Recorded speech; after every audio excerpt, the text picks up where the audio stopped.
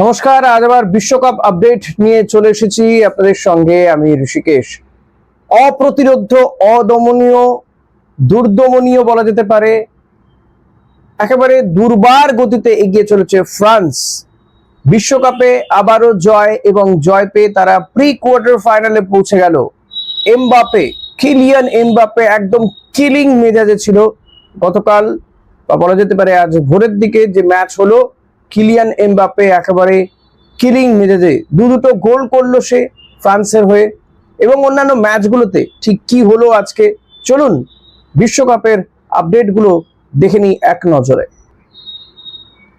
প্রথম ম্যাচেই নরওয়ে 2-1 গোলে আইভরি কোস্টকে হারিয়ে শেষ চলে উঠেছে। ম্যাচের শেষ দিকে আবারও নায়ক হন আর্লিং হালান্ড। সমতা ফেরানোর পরও আইভরি কোস্ট নিজেদের রক্ষণ সামলাতে পারেনি। অভিজ্ঞতার অভাবই তাদের বিদায়ের প্রধান কারণ হয়ে দাঁড়ায়। দ্বিতীয় ম্যাচে ফ্রান্স 3-0 গোলে উড়িয়ে দেয় সুইডেনকে। কিলিয়ান এমবাপে ও মাইকেল ওলিসের জুটি ছিল দুর্দান্ত। এমবাপে 2টি গোল করেন এবং পুরো টুর্নামেন্টে নিজের গোল সংখ্যা আরো বাড়ান। এই নিয়ে মোট 6টি গোল হয়ে গেল কিলিয়ান এমবাপের। পাশাপাশি বিশ্বকাপে মোট 18 গোলের অধিকারী হলেন এমবাপে, যেখানে 1 নম্বর স্থানে 19 গোল করে রয়েছেন লিওনেল মেসি। গোল্ডেন বুটের অন্যতম দাবিদার এই এমবাপে। বিশ্বকাপ জয়ের অন্যতম দাবিদার হিসেবে নিজেদের প্রমাণ করেছে ফরাসিরা। মেক্সিকো বনাম ইকুয়েডর ম্যাচে মেক্সিকো নিজেদের মাঠের সমর্থনকে কাজে লাগিয়ে এগিয়ে যায়। এই জয় তাদের নকআউট যাত্রাকে আরো শক্তিশালী করেছে। সবচেয়ে বড় চমক আমরা দেখেছি যে জার্মানি প্যারাগুয়ের ম্যাচে প্যারাগুয়ের কাছে হেরে গিয়েছে জার্মানি টাই ব্রেকারে। 4 বারে বিশ্ব চ্যাম্পিয়নদের এমন বিদায় বিশ্ব ফুটবলে একেবারে বড়সড় ধাক্কা। একই দিনে নেদারল্যান্ডসও মরক্কোর কাছে হেরে ছিটকে গিয়েছে, ওই টাই ব্রেকারেই হেরে গেছে হল্যান্ড।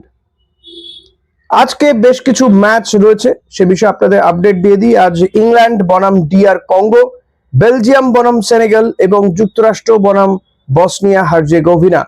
বিশেষ করে ইংল্যান্ডের ম্যাচের দিকে আজ নজর থাকবে জুট বেলিংহ্যাম ও হ্যারি কেনের দিকে। অন্যদিকে ডিআর কঙ্গো ইতিমধ্যে গ্রুপ পর্বে চমক দেখিয়েছে।